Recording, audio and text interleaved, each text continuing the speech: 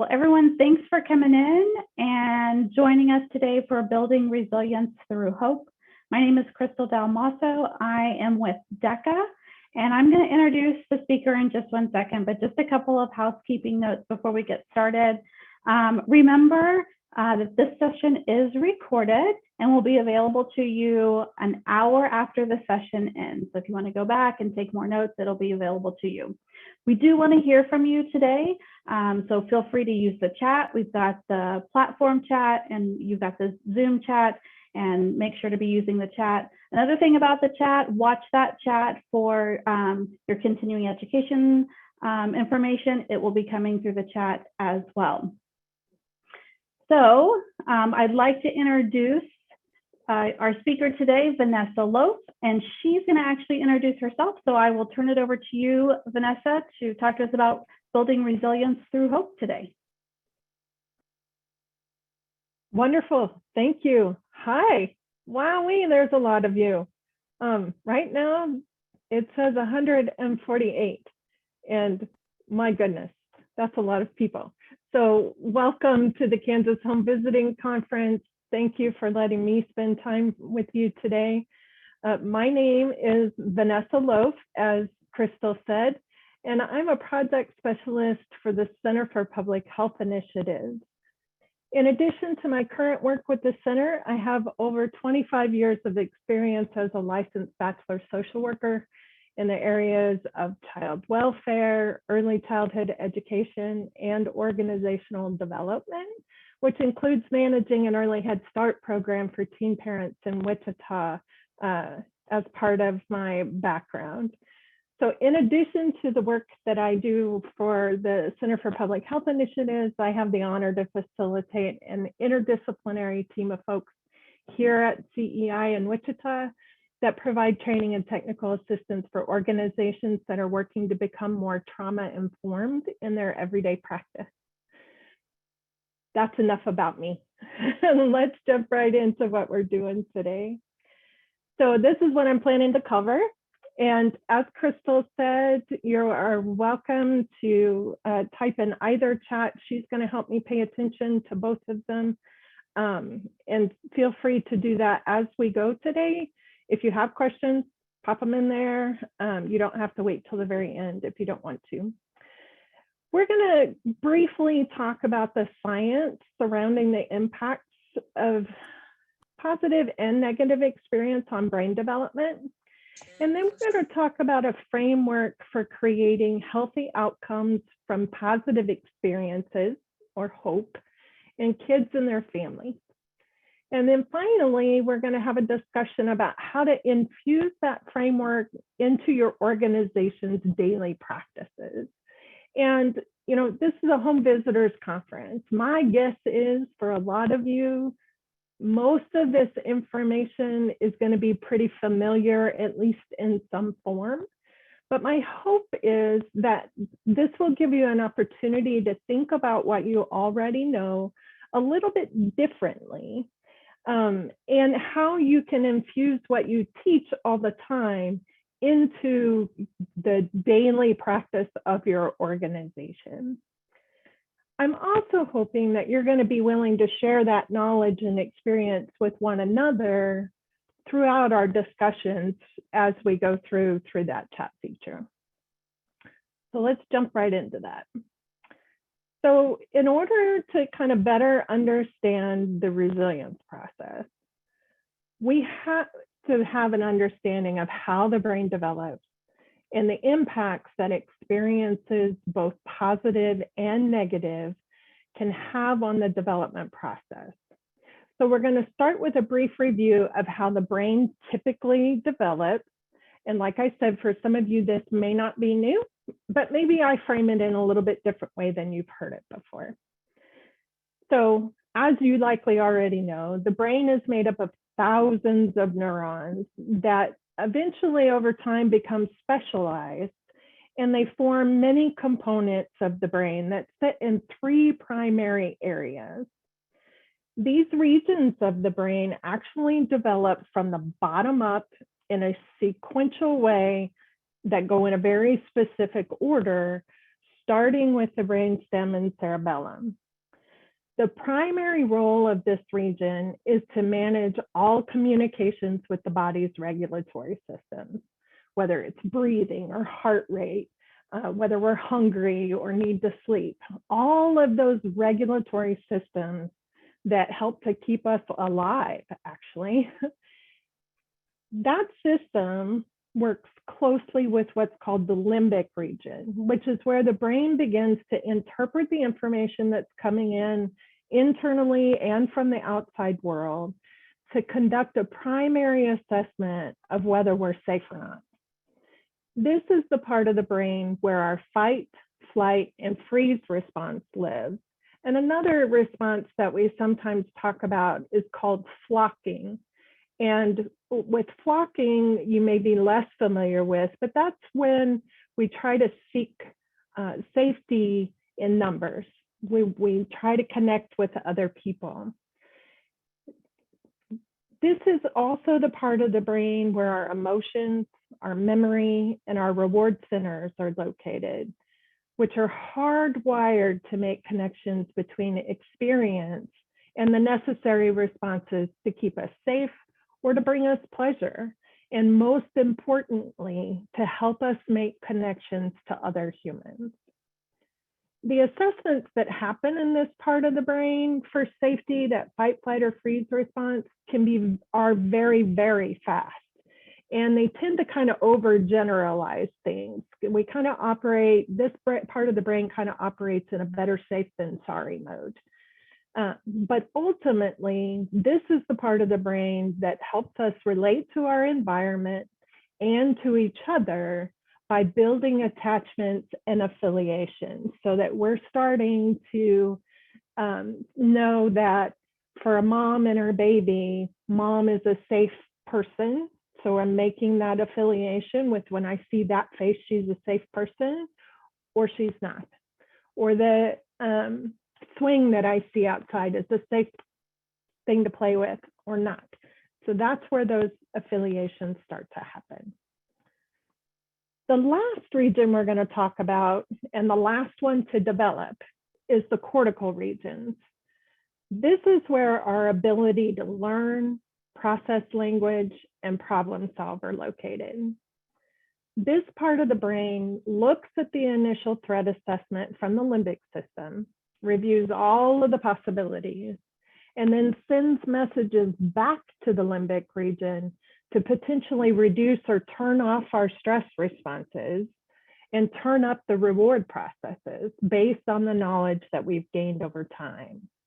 This is also the part of the brain that helps us tell time. And by that, I mean, it helps us decipher whether something happened in the past, if it's happening right now, or if it's going to happen in the future, which is a critical part of that threat assessment.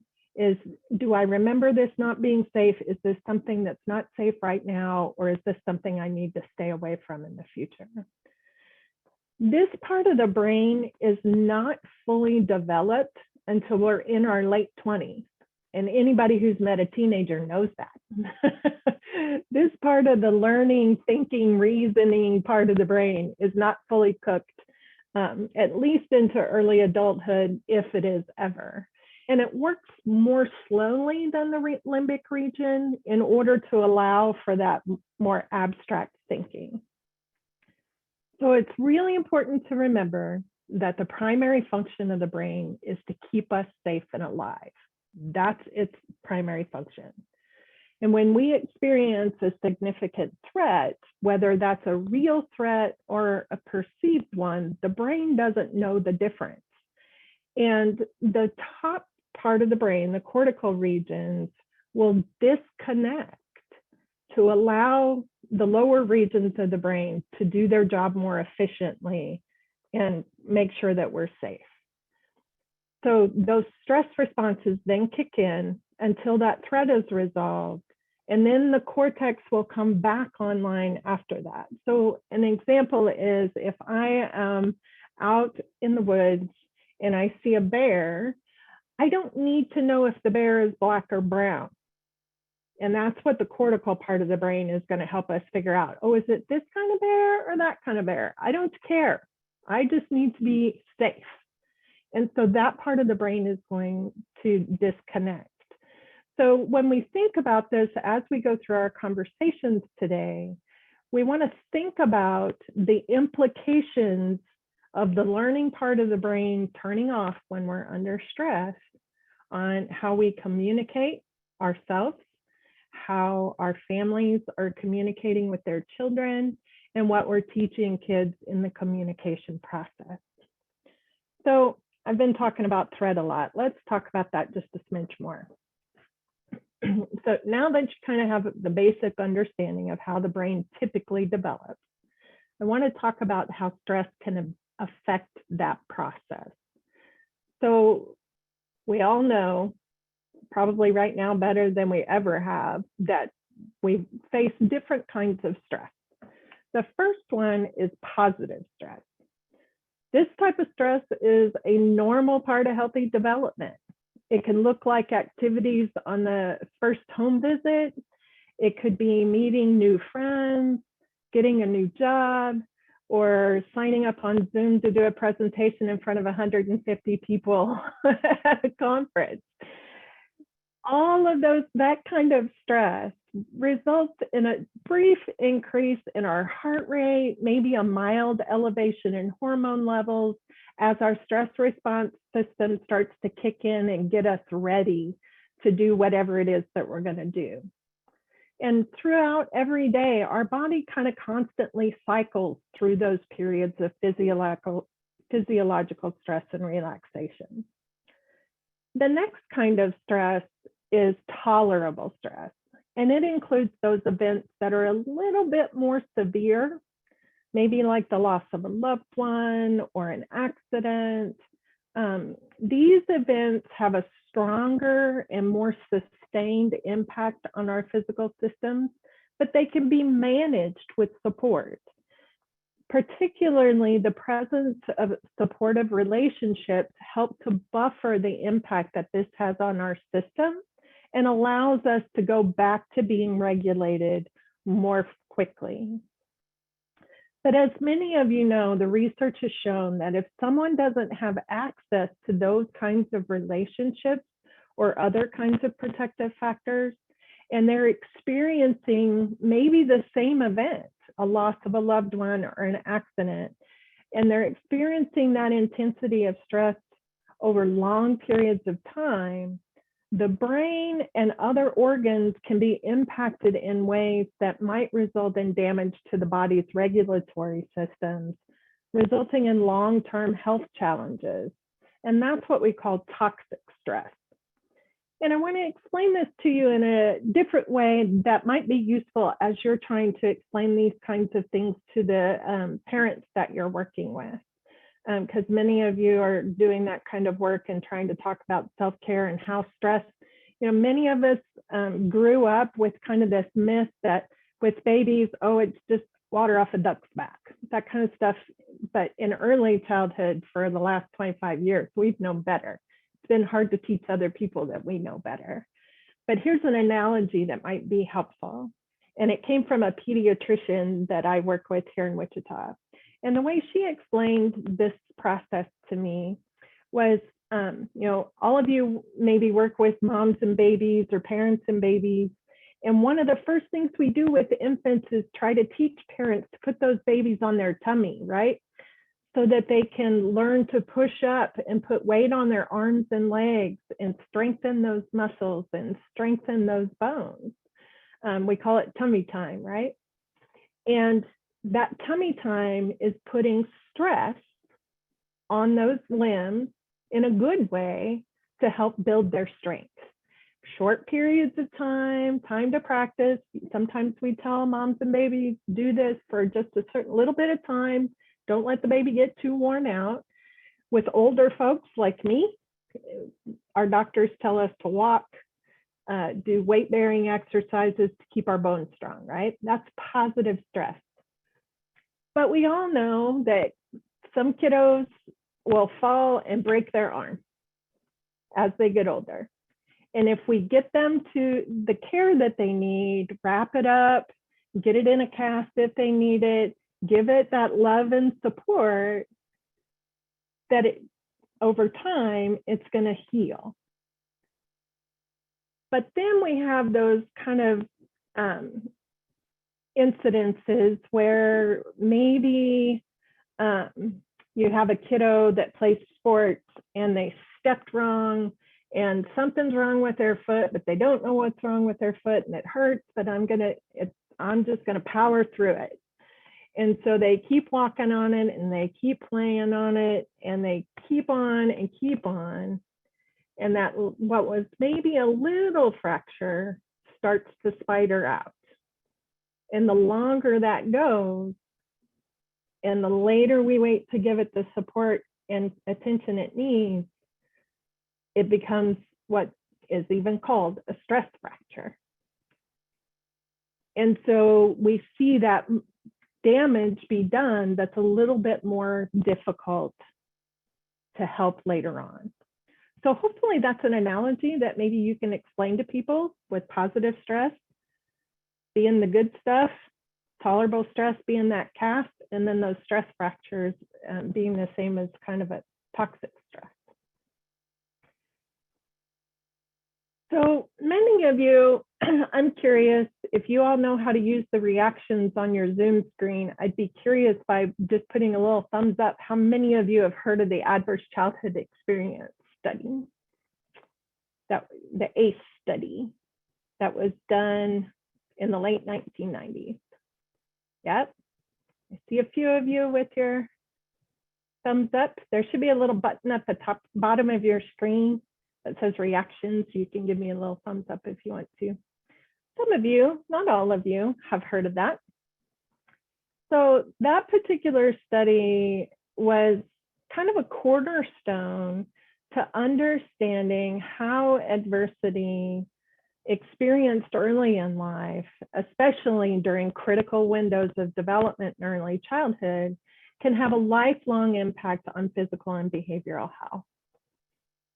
What we continue to learn since that first study is that the 10 household experiences that were originally the focus of the study are not the only types of adversity that have significant impacts on long-term and individual population health.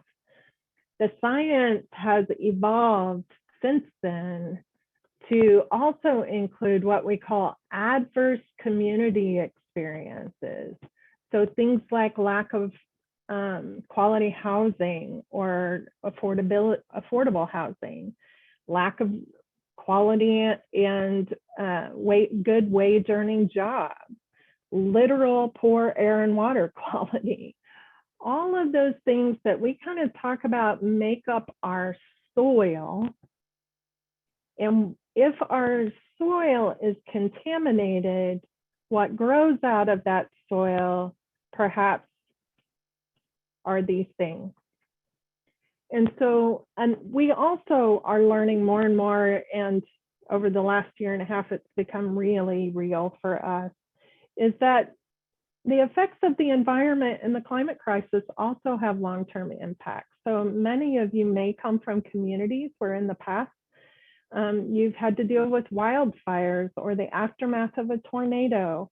And we're certainly seeing the impacts of the pandemic on the physical and mental health of the kids and families that we're working with.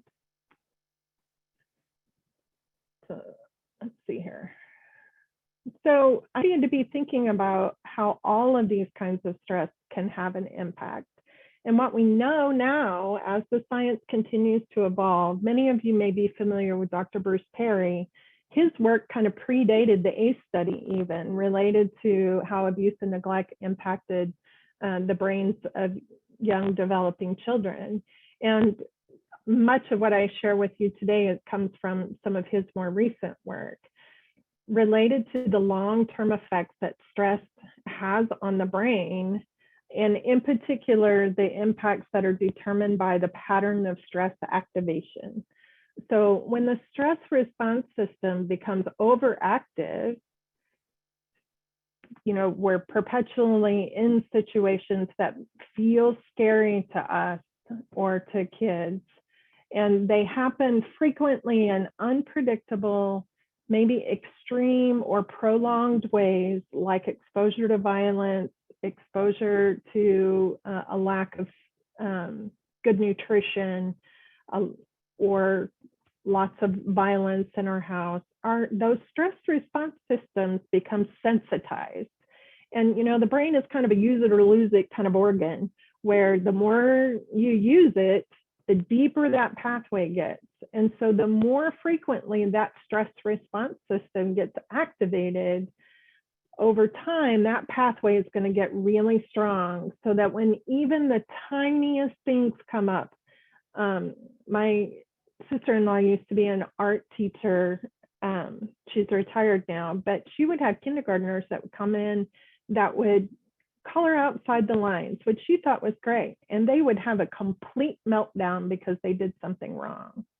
Those stress response systems kick off with the slightest thing, and we sometimes don't even know what triggered it.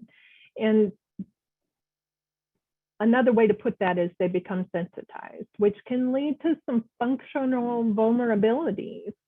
And because that stress response system includes our immune system, our nervous system, and our hormonal systems, collectively, they reach all parts of the brain and body and can create a cascade of risk in emotional, social, mental, and physical health.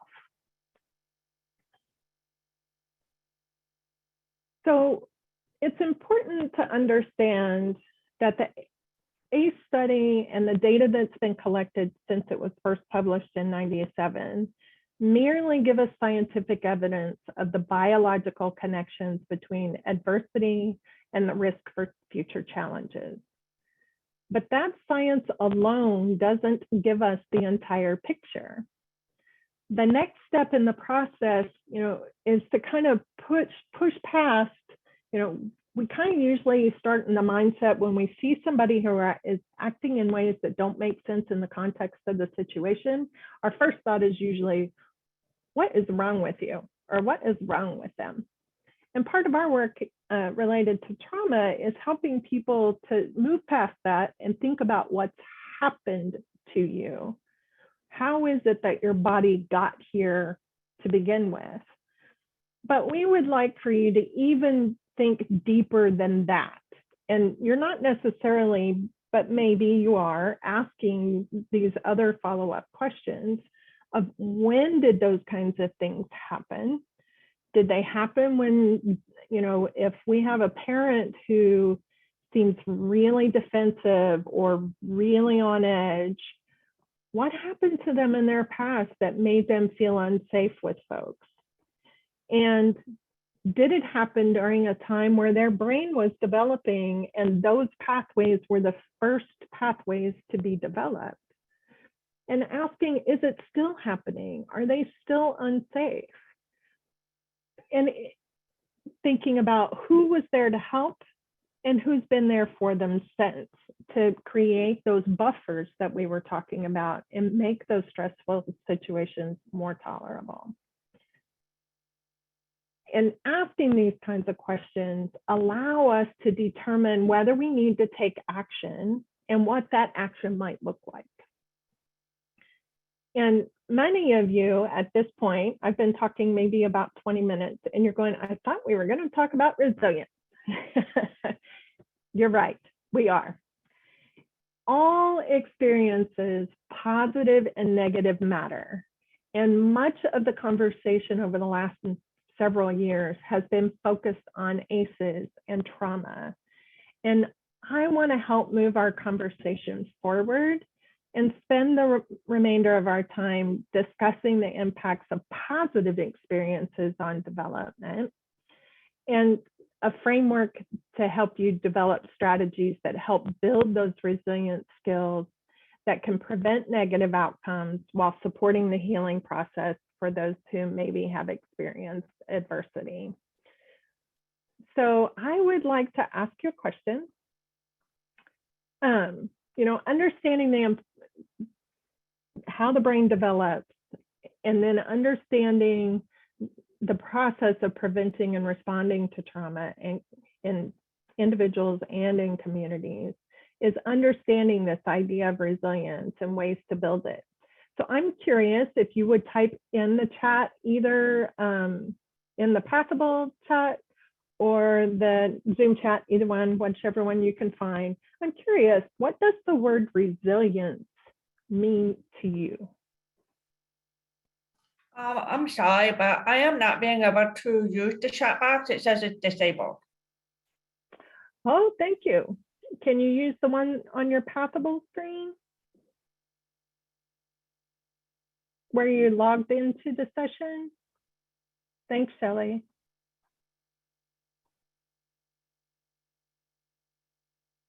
I see some of you have typed in there. And if not, just one or two of you, what does the word resilience mean to you? Yeah, Tatiana, I see on Passable you typed bounce back. Overcoming, thanks, Jill. Shelley says resilience means overcoming hard things. Thank you. Able to cope. Being able to manage hard times. Strength. Working through hard things, recover quickly. Nice. Thanks, everybody. I'm glad you were able to find your Passable chat. Me being able to move on after a difficult time. Yeah. Very good. Thanks for that, everybody, for typing in there. I hope I kept up with most of it. So you're right. Scientifically, the word resilience indicates the ability of a substance or an object to return to its original form, like the surface of a pond after it's been disturbed by a raindrop or a skipped rock. But for humans, the brain and body don't really work that way. All the experiences change us, even if those changes are subtle and they don't result in any apparent challenges in your life. So you all are different people now than you were when you started your day to day, because you've either had experiences with work or experiences at the conference that have changed you in some way, which might be very minor, but you know things differently than you did maybe when you got up this morning. And that's what we want to focus on. Resilience is a capability, and that I hope you understand, that can also wax and wane. It's not a permanent or innate trait. So when you think of it in that way, resilience is like building a muscle. You have to work at it. And so the goal for each of us and the work that you do, and as parents, aunties, uncles, grandparents, neighbors, the goal is to help foster that resilience, to build it up, encourage it, strengthen it, not only in children, but in the adults that support those children who might not have been given those same skills when they were young. So often as home visitors, we get really focused on teaching parents the right thing to do with their kids, when maybe mom and dad didn't get that same thing. And so we're having to do some co-teaching to help the parent understand why that's important if they didn't have it themselves. And we can do that through activating the stress response system in predictable, moderate, and controllable ways that can then lead to a stronger or more flexible stress response capacity, that we build up a tolerance. So, we talked about unpredictable, extreme, prolonged ways may make that really reactive. But if we can give positive stress in small, predictable doses where people can practice, then they're more likely to be able to manage bigger stuff as they go, because they have learned the skills that they need to manage that. And that might be something as simple as participating in activities that require us to learn and practice new skills, like organized sports or arts activities, or practicing communication and problem-solving skills in a safe, nurturing environment where it's okay to make mistakes and to process what we've learned from those. So, we do this, and for those of you that work with parents and their littles, this could look like a toddler who's just learning to walk and just gaining their independence. They'll walk or crawl a certain distance away from mom or dad or grandma, and then maybe things start to feel a little weird, and you'll see them kind of look back at mom and, are you still there? Is it okay? And maybe they don't feel so good, and so they'll come back and kind of check in and make sure that everything's good, and then they'll go a little bit further the next time. That's what we're talking about when we're talking about building those resilient skills.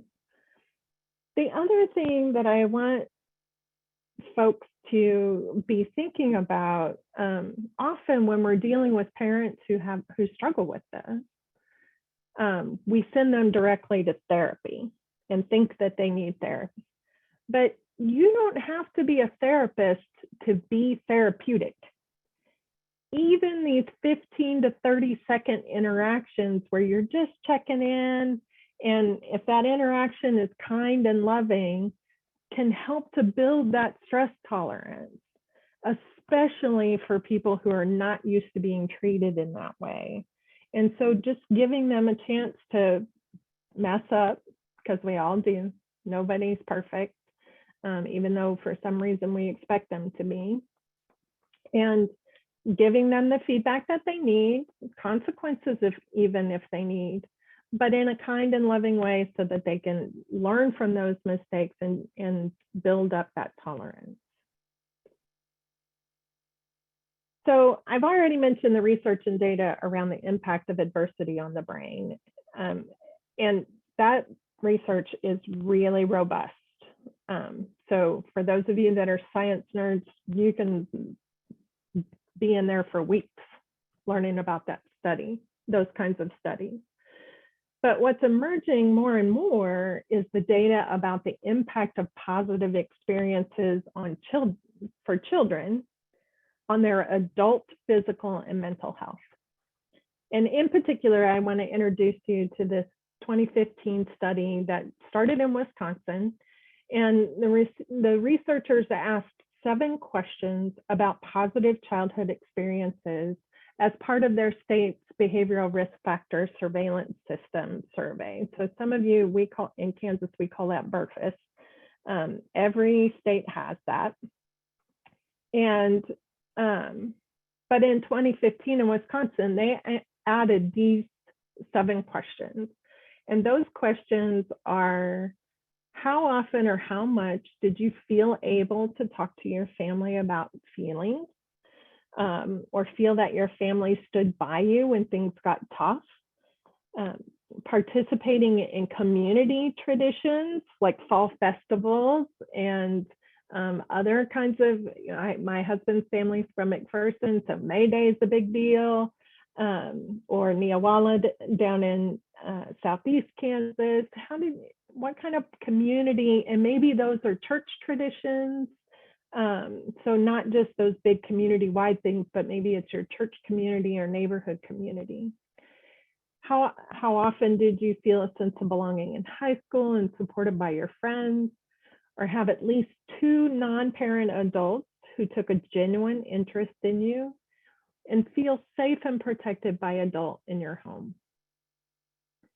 And what they've learned was that positive childhood experiences, those 7 things that got a very often or kind of the high end of the scale in childhood before 18, was that there was a dose-response relationship. And so what we mean by that is that the more of those they had, the more of the 7 that they had, the better their adult mental and relational health was. So not just was it good for them as children, they did better as adults. So this is what that looked like. For those folks who maybe had some exposure to adverse childhood experiences, individuals who reported 3 to 5 childhood experiences, so they were somewhere in this range, if they had 3 to 5 positive childhood experiences, they had 50% lower odds of adult depression or poor mental health when they were compared to folks that only had 0 to 2. And individuals that reported having a 6 or a 7, the highest that they could have, those odds went even lower to 72% lower when we compared to those folks that had 0 to 2. They also looked at groups that had different ACE scores. And those of you that are familiar with the ACE study know that that's a 1 to 10, 0 to 10 scale. And anything 4 or higher is considered a lot. And for those individuals who had 4 or more adverse childhood experiences, they were the most profoundly affected by positive childhood experiences. Their risk of depression or poor mental health dropped from 60% if we had 0, we had an ACE score of 4 and a PCE score of 0 to 2. They were at a 60% risk of having depression or poor mental health as adults, all the way down to 21% if they had 6 or more. And so what that population level survey, just like the ACE study, tells us is that positive experiences can help children be resilient even in the face of adversity and even heal from toxic stress. So bottom line, which I don't think is a shock to anybody, is that positive childhood experiences buffer against the negative lifelong health effects caused by being exposed to ACEs. And just by the way, Kansas is getting ready to add these questions to their BRFSS survey. We asked the 8 of the ACE questions about 5 years ago, and now they're going to start asking these questions to see how those things compare. So we're really excited to see what the data looks like in Kansas. So now that we have a better understanding of the impact that positive experiences can have even when kids have faced adversity, I want to talk about this framework for helping build those opportunities in kids' lives. The folks at Tufts Medical Center that developed the assessment scale that I just shared with you have also identified these 4 essential building blocks for working toward healthy outcomes for kids and families. And these building blocks include relationships, environments, engagement, and opportunities for social emotional development. And while the framing of these concepts might be new to you, it's likely the concepts are ones that that are already somewhat embedded in your work. So I don't think I'm giving you anything earth-shattering here yet.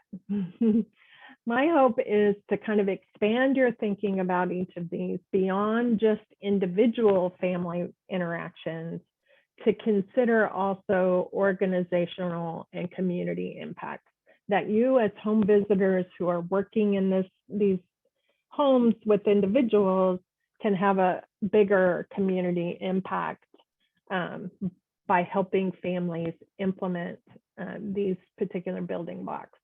So let's talk about the first one.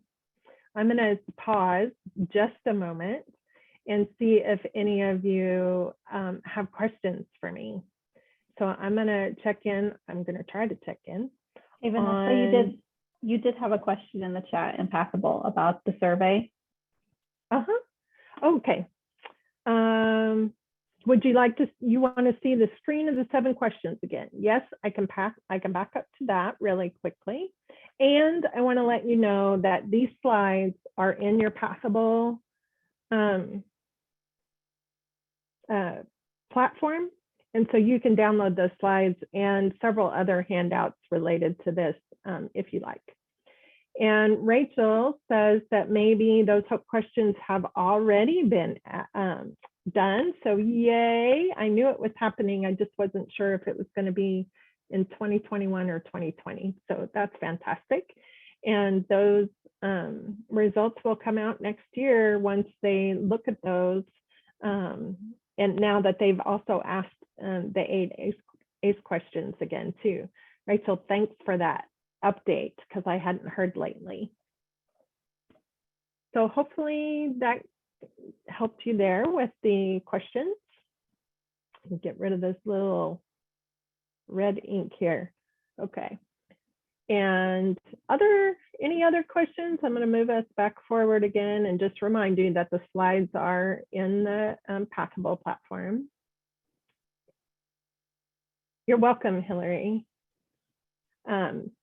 The rest of what we're talking about related to the HOPE framework, there are handouts in there related to these as well, so that you don't have to take furious notes. And Crystal, thanks for giving me a heads up that those were there. When I click on my PowerPoint, my Passable screen disappears. So thank you for that. Okay, so let's talk about the first building block. And I don't know that I need to spend a lot of time here because I am definitely singing to the choir when it comes to early childhood related work and understanding that nurturing, supportive relationships are critical for kids to develop into healthy, resilient adults. But from the framework, these are some of the things that the folks at Tufts feel like need to be included. Having those key foundational relationships with their parents and having parents and caregivers who respond to a child's needs and have warm, responsive interactions. And so this is really, we're talking about from pre-birth on, and helping parents understand that you really can't spoil a baby, that having those warm, responsive interactions helps the baby's brain start to develop and understand that those interactions are safe for me. And if we are not responsive, then what happens is those pathways start to learn that if I have a need and nobody's going to meet it, the world is not safe. So we want to make sure that we're developing those warm, secure attachments, that parents are physically and mentally healthy so that they can do that, and that they're building that the kids and the adults are building trusting relationships with their peers and with other adults. So having adults outside the family that really take a genuine interest in the kiddo and support their growth and development. Teachers, coaches, preschool teachers, home visitors, adults outside the family that are really having those kinds of interactions with kiddos are important too. So one of the things that you can do as you're working with families, for those of you that are doing kind of home visitation in the purest form of meeting with families and teaching early childhood kinds of concepts, when you're working with those families, and especially those families that are more vulnerable because they've been affected by trauma, it's important to ask about the types of positive relationships the parent can recall from their own childhood. Because then you can kind of celebrate one of, wow, it's so great that you've had those experiences, and then use that as an example to help create opportunities for their kids to experience those same kinds of relationships. I know for the families that we worked with, the teen parents that our team worked with, many of those mostly young women, were very isolated. They had grown up maybe in foster care and they were now in independent living, but their networks were really small. And so then trying to figure out how to help them build those social networks, because remember I said one of the stress responses is to make those social connections for safety, is to figure out ways to help parents do that so that they can do that for their children as well. Questions about that one? I'll kind of pause in between each of these, but I have a sneaking suspicion this is not new for any of you. So I'll pause for about 5 seconds or so to see if anything comes up impactable related to relationships.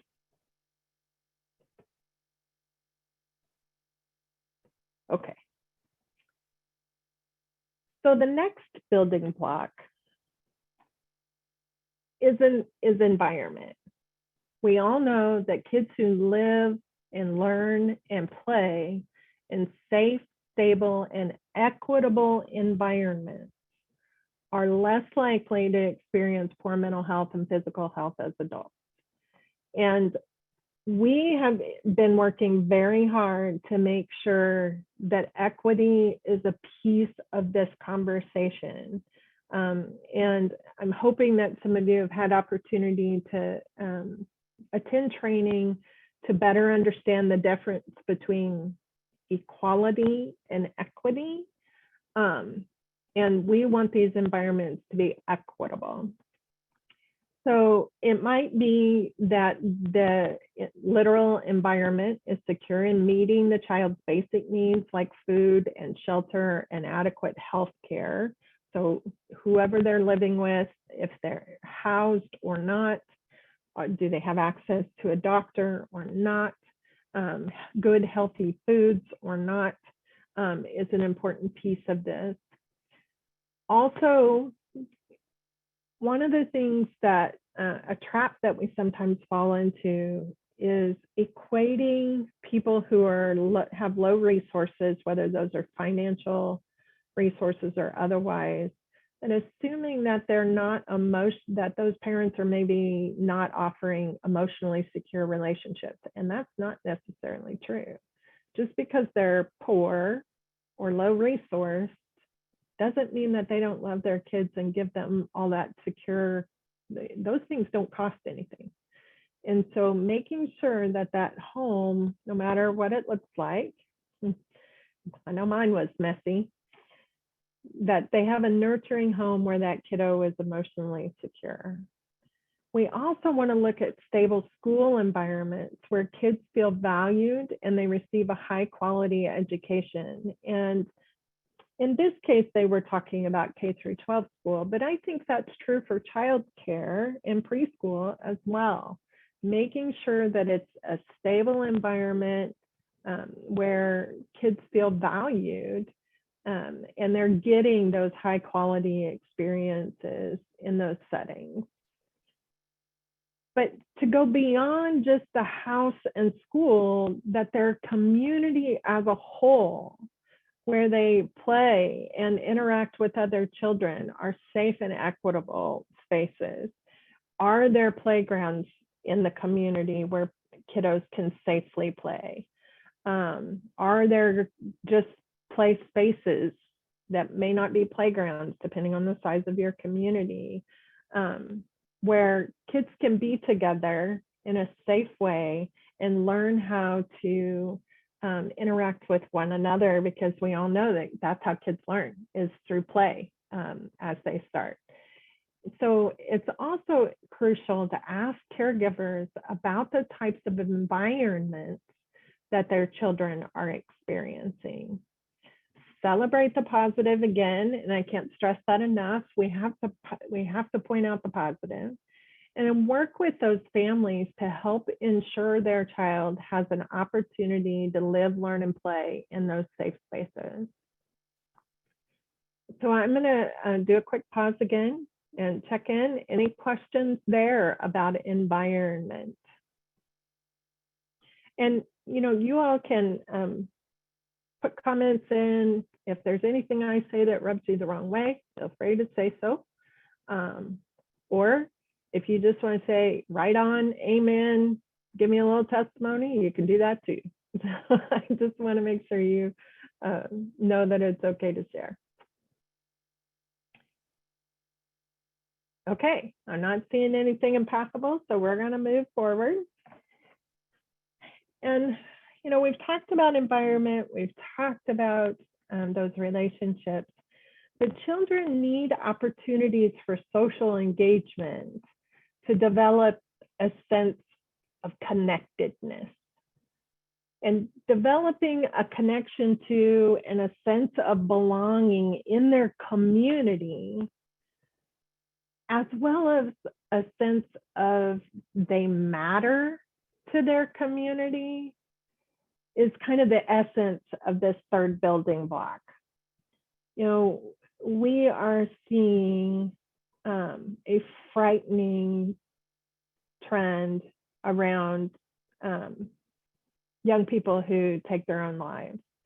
And often what we hear is because they didn't feel connected to their families, to their friends, and to their communities, that nobody saw me or no one saw them. A lot of the acting out behavior that we might see is because they don't feel seen and heard. And so ways to do that include letting kids, even little ones, now for infants, maybe you're exposing them to community events and they're not as participatory as some of your older ones. But, you know, even when we're starting to talk about 2s and 3s, they can help do things in the community. They can help with gardening and cooking and playing a role in local community events with supervision, of course. But that's part of that opportunity for them to learn to be engaged and connected. So thinking about what kind of projects, or for older kids, peer mentoring opportunities, or even doing community service, or seeing their parents do community service, can be part of that. Either, you know, maybe it's through school, maybe it's through their church or other religious organizations, can be a really empowering part of the process. Also, one of the things that some of the work that I've done recently with organizations that work with families who are unhoused is realizing that we often don't ask families about their cultural traditions, whether it's related to religious holidays, Halloween, other kinds of, you know, Yom Kippur was recently, all of those kinds of family traditions, or it's a family tradition that we get together on Sunday where everybody sees each other. Asking families, what are those kind of cultural traditions, whether it's their own family culture or their larger ethnic culture. We're going to talk about cultural humility in a session tomorrow. But thinking about what are some of those traditions, because some of our families can't tell you what those traditions are. And so having a conversation with them about, how did your family express birthdays? In my family, we didn't, which a lot of people find very odd, but we just didn't do that.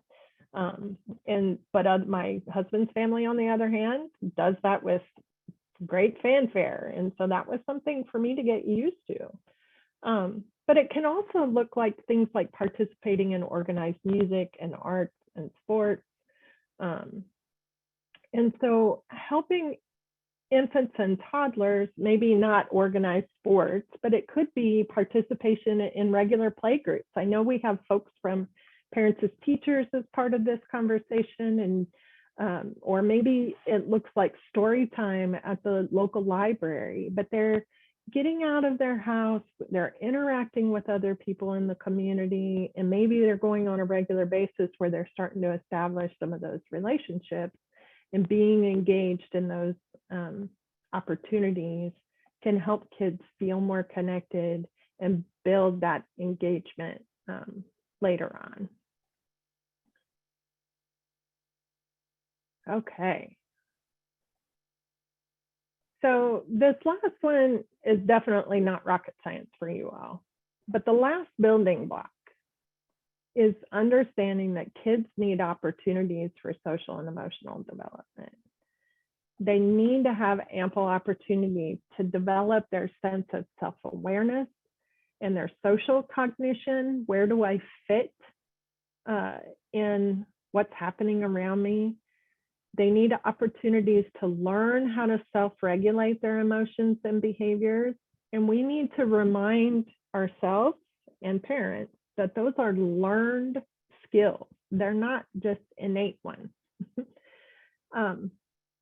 So that they need an opportunity to acquire those skills so that they can respond functionally and productively to the challenges that they're inevitably going to face.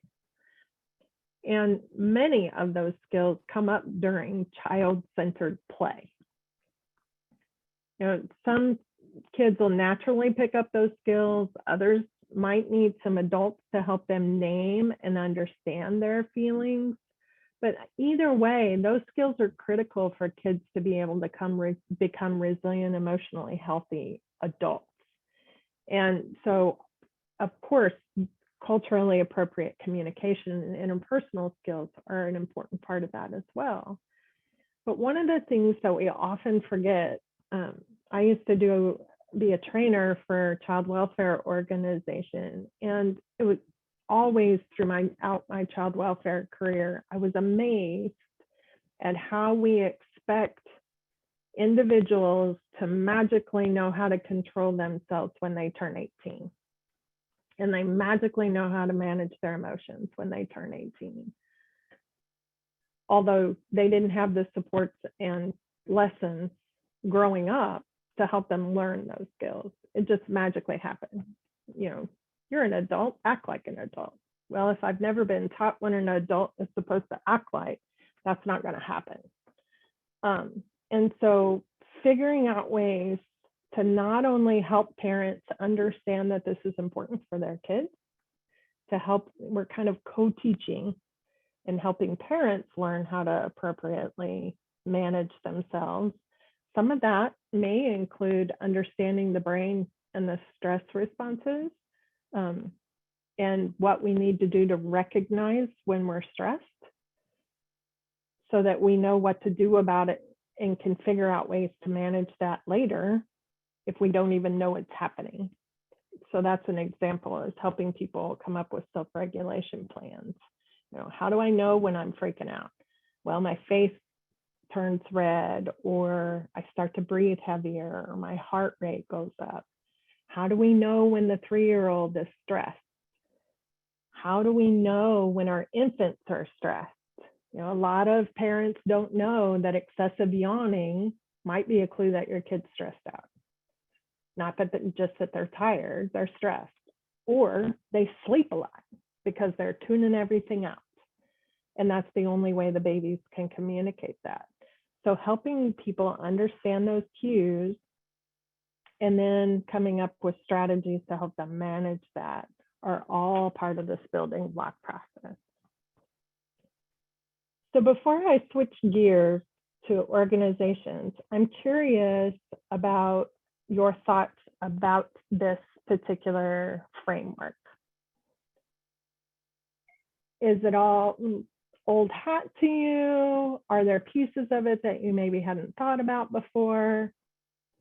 If you're willing, I'd love for you to share in the Passable chat what you're thinking about as we have been talking so far. So I'll give you a couple of moments to think about your answers to that and go ahead and type those into the chat.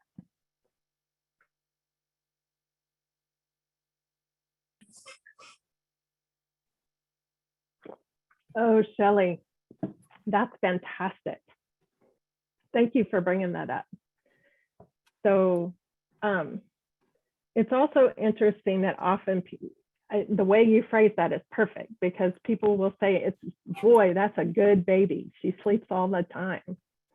We ascribe sleeping with being a good baby. So I love that. They went to the zoo. I had a child with significant special needs that spent a lot of time in the hospital. And when things got crazy on the hospital floor, Jacob would go to sleep and would sleep for hours because he didn't want to be a part of any of that. And think about that as an adult. Some of us, when we're just done and want to tune out, what do? We go to sleep, right? Babies are in the same way. It's a dissociative response. But I really want to be careful, because we do want babies to sleep. They need that sleep. And so I don't want to, there's a fine line between balancing babies need their sleep, and if they're sleeping a whole lot, what else is going on in the house? And could that be contributing? So I don't want to, it's a tricky one, but I thank you for noticing that. No, I completely understand where you're coming from with that, Vanessa. I think that the baby that I'm thinking of, she was actually, I want to say 6 months. And we were starting to talk about sleep. And I asked mom, I said, "So how is this baby sleeping at night?" Thinking that she was going to tell me, "Oh, baby's waking up 2 or 3 times in the night," which would have been typical of a 6-month-old, because they're going to need to eat. And she turned around and she was like, "Oh, she slept all night through." And I'm thinking, that's not normal. Right. Like, what's going on here? And it never dawned on me that it might be a stress-related issue. So I thank you for bringing that to my attention, because I never would have thought that that would have been what was going on. But it makes a lot of sense, because mom did have a lot of domestic violence going on. Just a lot of, certain really stressful things going on in our house. Awesome. Thank you, Shelley. Yeah, at the very least, it should trigger some questions. Rather than assuming that that's a problem, just some that, wow, I'm sure that's great for you because you can catch up on your sleep. And I'm also curious, how are you doing with your sleep? And how, so I love that. Thank you so much, Shelley. Elizabeth, you're right, along the same lines. If the baby's quiet, we say, "Ooh, what a good baby."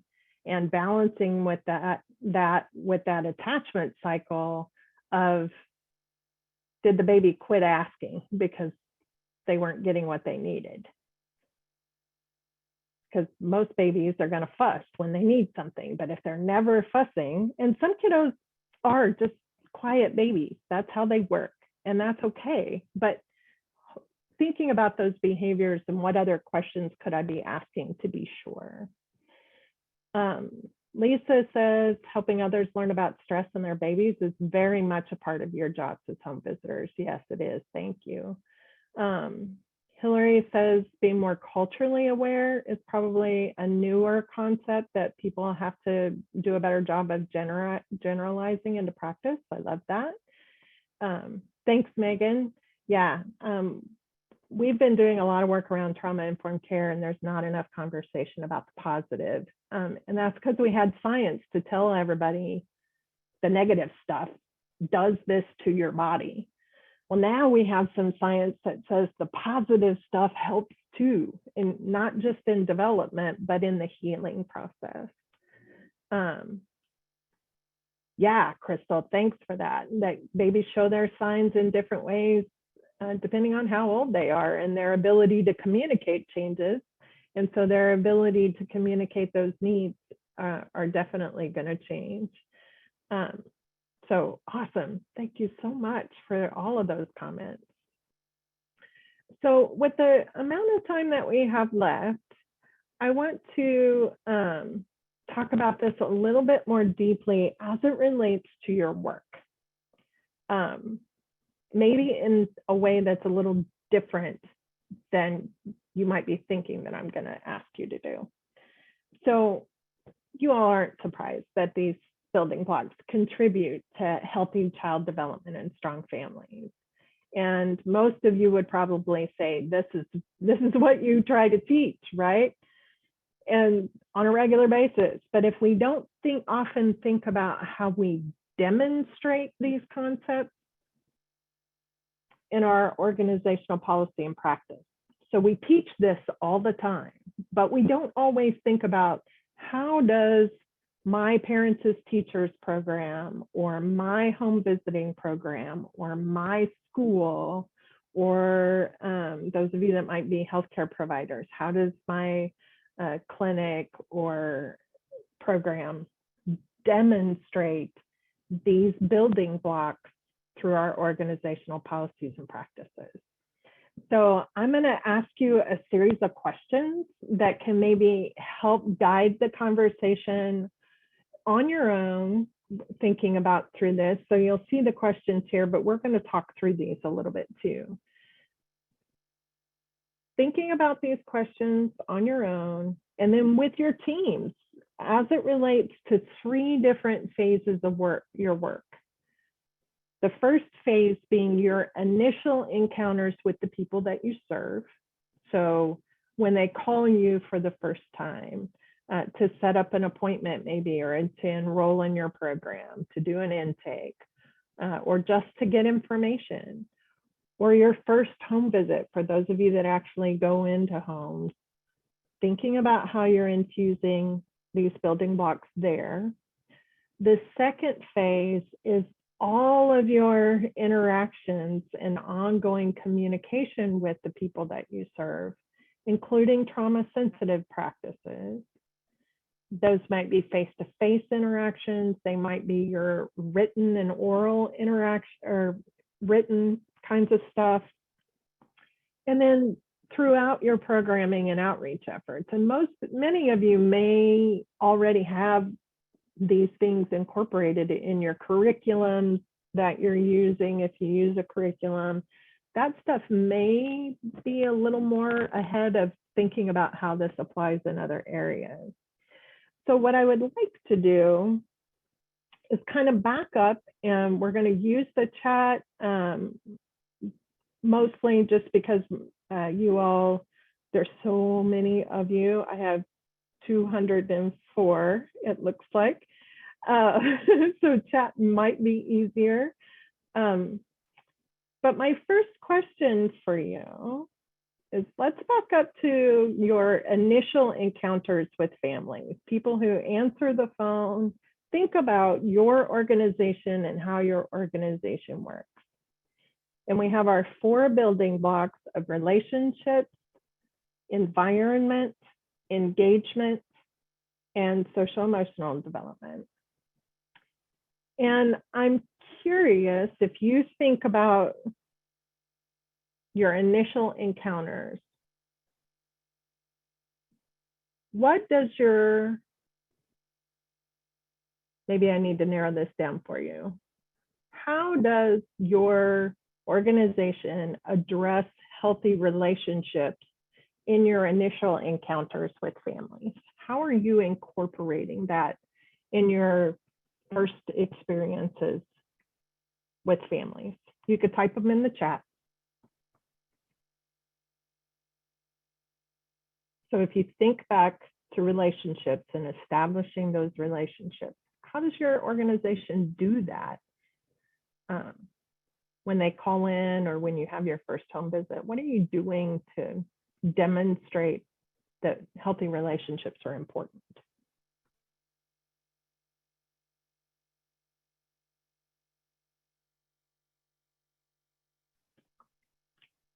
So Shelley says, being friendly and open by asking about the family and their children. Michelle says being pleasant.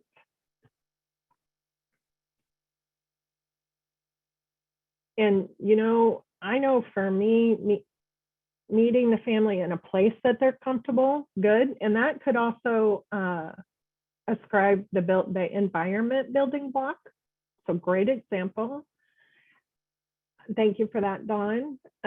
Asking questions, complimenting them about something that you see, being understanding. kind of going back to that idea of pleasantness, I know that with the program that I've been a home visitor doing child welfare work, and then I managed the early Head Start program. And my pleasantness at the beginning of the day versus the end of the day on some days might have been questionable, right? Roxanne showing up on time, asking get to know you questions so that you can understand what their interests and what they need from the program, and not assuming that they know things or that they don't know things. So good. Establish to an element of trust, absolutely, and doing what you say you're going to do. Warm handoffs, I like it. Talking about the family's well-being, what do you do for recreation, building trust, assuming the best. Nice, no preconceived assumptions, keeping your word. Very good. Think about, you all are doing a great job. I'm assuming that you're kind of talking about your own personal experience, but how does your organization infuse your emphasis on hope, or in particularly relationships, for the people, the receptionists who answer the phone?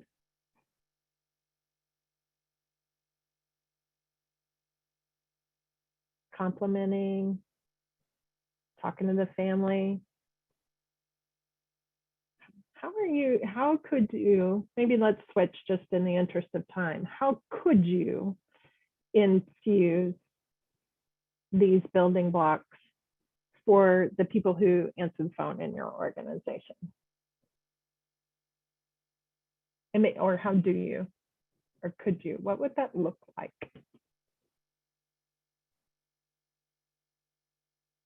And maybe you are the person who answers the phone in your organization. I know some of your programs are really small, so you're doing intakes and home visits. I get that. Be excited that people call. Tell the family about the program and ask if they're interested. Can I speak on here, or do I have Absolutely. to do that? No, you're okay, Josephine. Go ahead. Well, one thing that I know with my program that I have a lot of issues with is the way that we are presented as a home visitor, where I've had people tell me that they say, you don't want the home visitor to come visit you, do you? Well, if you say it in a negative way, then of course not. I don't want them to come to my house. Absolutely. So I think it's the way that we present it. I think we need to tell providers, the hospitals, any of the programs, you have to say, yes, have the home visitor come visit you, or just state it in a different way, but definitely not in a negative way. I love that. Thank you, Josephine. So helping folks understand that the words that they choose and their tone of voice when they present it is going to make all the difference. And if part of the goal is to build relationships with family, you don't want that, do you? Is probably not going to encourage a positive relationship. Nice. Thank you for being brave and sharing that. Vanessa, Yes.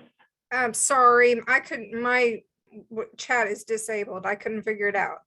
No worries, Michelle. I do have something that I think is really vital for my families or potential families to know, is that we are strongly based, this program, and I say we, it's a one-man show, but it's the district.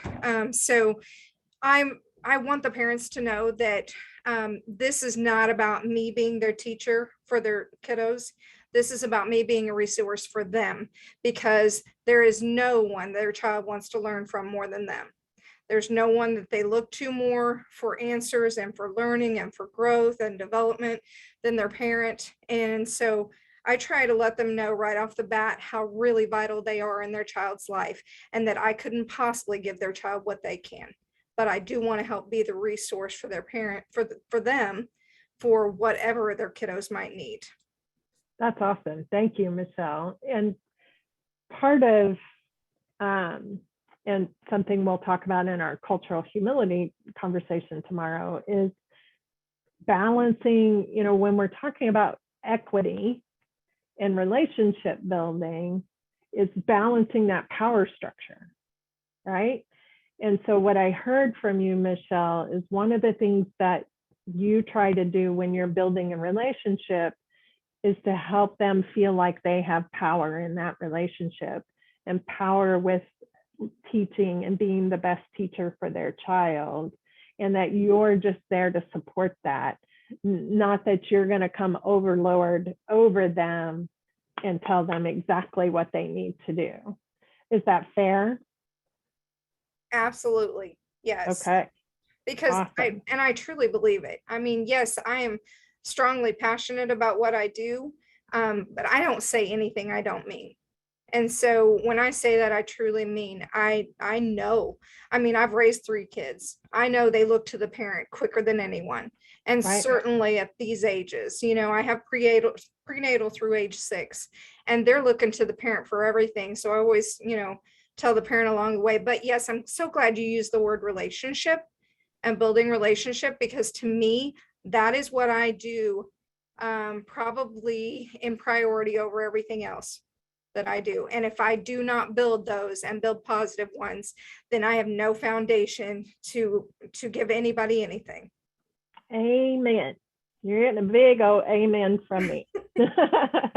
That's a lot of the work that we do, relationship.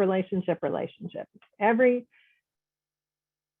trauma happens in the context of relationships, and you can contribute to that or not. But healing also happens in the context of relationships, and you can contribute to that or not. And so those relationships are key to that. So thank you for being willing to share that, Michelle, because you're absolutely right. We're also seeing in the Passable chat that folks are talking about trauma-informed practices and using consistent messages. So Michelle, you said you were a one-man show, but making sure that those messages are consistent for everybody in the organization, that we all feel that way. It's not just you. But even if it's somebody who's calling in for the first time, Melissa says in the chat, just to say thank you for calling us. Thank you for caring about your kiddo enough to reach out, could be part of that, and helping them feel seen and cared about, because a lot of our families feel like people don't see them. And so using their names. One of the traps that I know all of us in early childhood feel like fall in is mom. We call people mom or dad. But we need to also kind of use their names so that they understand that they have their own identity as adults, not just mom. My husband used to get really offended because our early childhood folks would call and ask for mom. And he was like, wait a minute, I'm dad in this, and I make just as many decisions in this house. So we need to be mindful of what we're calling folks. But also making them feel like they're the only ones that you're connecting with. So thank you for that, Christy, that they're important. And when you're in their space, they are it. We want parents to do that, right? We want them to focus on their kids. We have to demonstrate that. So I love that. And Dawn, you're right. And when we talk about some of the more technical ways that we can infuse these building blocks into our organizational practice, even the number of phone lines that somebody is having to answer, and then we have to put people on hold, can be a piece of, we value relationships, and so we're going to have a human, not just a machine, answer the phone. Or in larger organizations, enough humans to manage the call volume so that people aren't on hold for a long time. I love that as a technical example too, because that's the idea of the conversations that we want to have, is when we're thinking about environment and when we're thinking about social emotional development. If we have families in waiting rooms, there's a program that I have worked with in the past that is a health department, that they have kind of a shared office space under normal conditions where there are 4 desks in a space at the reception window. And so when nobody's at the reception window, there's staff out, or there's staff back in their little space, and then there are people in the waiting room. If there's any kind of infighting in that workspace, the people in the waiting room hear that. And if they're snippy with each other, the people in the waiting room hear that. So thinking about how are our spaces structured and how are we role modeling our own social emotional development and stress management in front of little ears and adult ears that can hear us. So I hope that this is helping you kind of think about, yes, we want to teach all these concepts to parents and kids because they're so important, but we also want to demonstrate them. So one of the handouts, and we're going to keep talking about this, we have a little more time, but one of the handouts in the Pathable platform is a worksheet that has these questions on it, just like this, so that you could sit down with a team or even on your own if you're a one-man shop like Michelle is. And how are we infusing engagement in our organization? So I want to take you maybe back to this idea of your ongoing interactions. When you're thinking about maybe your written communications with the families and with other organizations, what might it look like to incorporate the engagement building block into your written communications? How can that support engaging your families in your work? This is maybe a tough one. How are you incorporating the engagement building block in your written communication processes with families? And when I say written, that could be email, social media, pamphlets, worksheets, introduction letters, newsletters, all of those kinds of communications. I'll give you a little time because I think I asked a tougher question.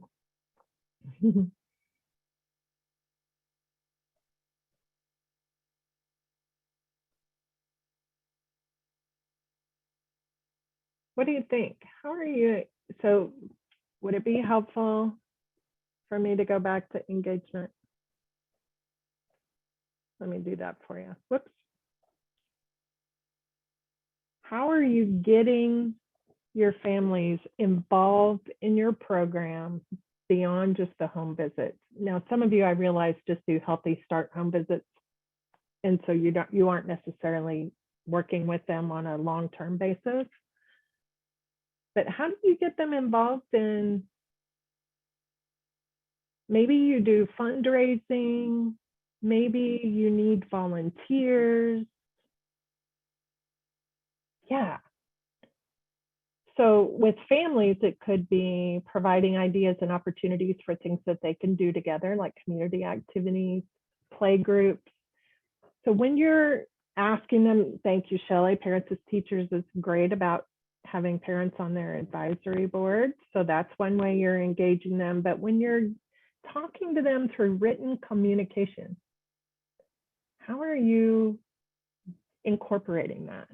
Encouraging families by inviting them to Music and Me, activity planning, monthly socializations. That sounds like an early Head Start person to me.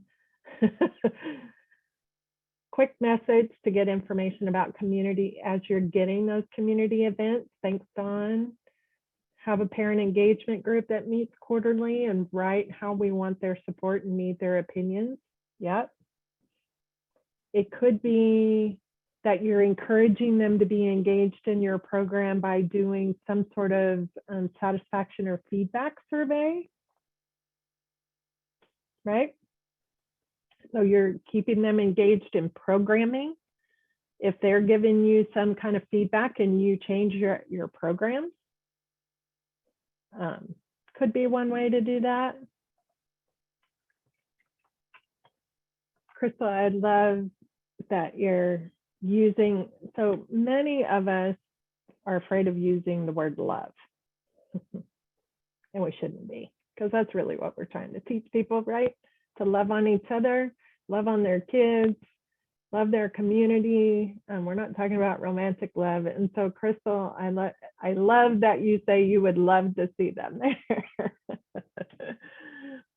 How else are you engaging families and encouraging them to be engaged in your program? We'll broaden it out, like go with the written communication thing, but engaging them into your program. Discuss how their kids would enjoy activities at playgroup, or you're going to try, in an early Head Start, we were always trying new foods that even sometimes our educators didn't know what they were. And so they were experiencing new foods together. Monthly socials, parent trainings, policy council. Yep, that's another thing that early Head Start do well, is engaging parents because it's required for policy council. Nice. Vanessa, Yeah. sorry, I'll insert, but I'll do it quickly. I know sometimes I take up a little too much No, airspace. Michelle, you're fine. Go ahead. But and the reason I wanted to take advantage of this is because I'm huge on collaboration also. And we're a small community, but we have started up in the last year and a half an early childhood coalition, which I'm tickled about. So we are really trying to be proponents of collaboration and make the most of this one. But as long as I have been with this program, I have worked with some our local early Head Start folks. I've worked with parents as teachers, and I continue to do what they're called as parent-child cafes Nice. with STARS parents as teachers here locally. And when I do a communication on those, I will go through email, but also I'm not a techie person and I don't do Facebook personally, but one thing I will say that COVID has brought positive for us is the Facebook page. It's a private Facebook page. I use that as communication. I use their emails because not everyone has that. Plus, I like to back it up with an email in case they aren't checking that page. Sure. So I will send those out, but I will create a colorful, but a really simplified, just the facts, ma'am, sort of invitation to the event. And anytime I can provide a meal, I do. And I always let them know remember, everything is free. Tonight, we're going to provide a meal. I know I'm asking you to take time from your evening, your family time. We want the whole family, everybody that's in the house to come. It's all free. Everybody's going to get a meal from it. We get giveaway bags to the families. I don't have set ones that I have to do. I don't have to do them monthly. So I try to do a little closer to quarterly and make them big when I do them. And so it's food, it's giveaways, it's door prizes and things like that. And I communicate all of that. And those can tend to be, it took me a while to develop that. And it worked. I finally figured out what works and what draws them in. And the collaboration also with parents as teachers. I think they really enjoy getting to see all those families during that time. So that has been so beneficial, I think, for both of our programs. That's awesome.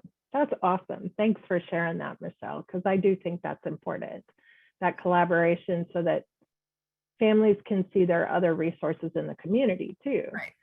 That they can be engaged in. So nice. The one we're doing now is actually a fall festival, which benefits the Care to Share or the sharing bucket. So that is an absolute win-win. Yeah, very much so. Thank you for that. Thanks for sharing. And others of you have talked about those kinds of things. quickly, I just want to leave you with one quote. Relationships matter. People, not programs, change people. And so I hope as you think about how you're demonstrating those building blocks, use the worksheets that I shared. It sounds like you guys are doing a great job, and now you have an opportunity with your families, and now you have an opportunity to maybe think more critically about how you're infusing this into every piece of your program, not just the home visitors themselves. Thank you all for being such an active part of this learning journey today. I'm so excited so many of you were here, and I'm really looking forward to talking to you soon. Take care, everybody.